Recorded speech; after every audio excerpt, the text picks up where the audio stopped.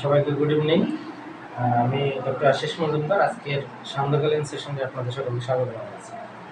তো আজকে মূলত একটা বিষয়ের উপর একটু হাইলাইট করতে চাই, সেটা হচ্ছে আজকে সকালে আমি একটা মানে রিনাউন্ড হোমিওপ্যাথ মেন্টাল স্টেট নিয়ে কাজ করে থাকেন, হোমিওপ্যাথিক।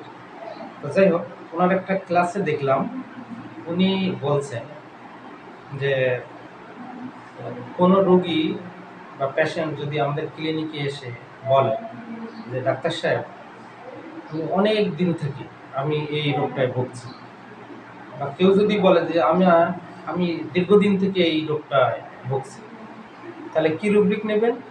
Delusion, injury, injury. হ্যাঁ, এই ক্লাসটি দেখার পর আমার মনে হলো যে এখানে হয়তো একটু ভুল হচ্ছে। সেই ভুলটা কি? মূলত যখন আমরা ক্লিনিকে কোনো পেশেন্টের ভার্সন থেকে জানতে পারি যে কোনো একটা রোগে উনি দীর্ঘদিন ধরে ভুগছে, সেক্ষেত্রে দুটো রুব্রিক খুব কাছাকাছি। একটা হচ্ছে mind delusion, injury being injured, আর একটা হচ্ছে delusion persecuted, he is persecuted. And my question is which one is perfect. এখানে একটা জিনিস খেয়াল করতে হবে যে ইনজুরি বিং ইনজুরিটা কখন হয় আর পারসিকিউটেডটা আমরা কখন ধরি। পারসিকিউটেড হচ্ছে constantly being harassed by disease or by any agent, এটা হচ্ছে পারসিকিউটেড।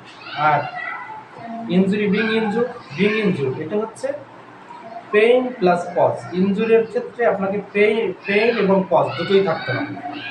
কন্টিনিউয়াসলি যদি হয় তাহলে কিন্তু হবে না, এটা সবসময় মাথায় রাখতে হবে। কিন্তু এই যে পেশেন্ট যে কথাটা বলল যে আমি দীর্ঘদিন ধরে ডাক্তার সাহেব আমি এই সমস্যাটায় ভুগছি, দেখতে হবে যে এখানে সে যে সমস্যাটায় ভুগছে এটা কন্টিনিউয়াসলি তাকে হ্যারাস করেছে, নাকি মাঝে মাঝে ঠিক হচ্ছে আবার মাঝে মাঝে ভালো হচ্ছে। এরকম যদি হয় তাহলে ইনজুরি বিং ইনজুর্ড হবে। আর যদি কনস্ট্যান্টলি হ্যারাসড হয়ে থাকে by the disease or by the agent, এরকম যদি হয়ে থাকে তখন কিন্তু আমরা কি করব, কি বললাম, মানে কন্টিনিউয়াসলি বা constantly being harassed by any disease আর বাই এনি কি এজেন্ট। এজেন্ট বলতে বাই সাম অ্যান্টিজেন হতে পারে বা ডিজিজ হতে পারে। এটা যখন পেইন প্লাস পজ থাকবে তখন সেটা হয়ে যাবে কি, তখন হবে ইনজুরি বিং ইনজুরি। আর যখন পেইন আর পজ থাকবে না, একটা না হবে, তখন হবে injury being delusion persecuted, he is persecuted. তা আমার এই ক্লাসটাতে মনে হলো একটু অসঙ্গতি আছে। আশা করি উনি কীভাবে বলতে চেয়েছেন আমি ঠিক জানি না, যদি ভুল হয়ে থাকে অবশ্যই উনি সবাইকে শুধরে দেবেন, আমি সেটুকু আশা করি। তো সবাই ভালো থাকবেন, সুস্থ থাকবেন।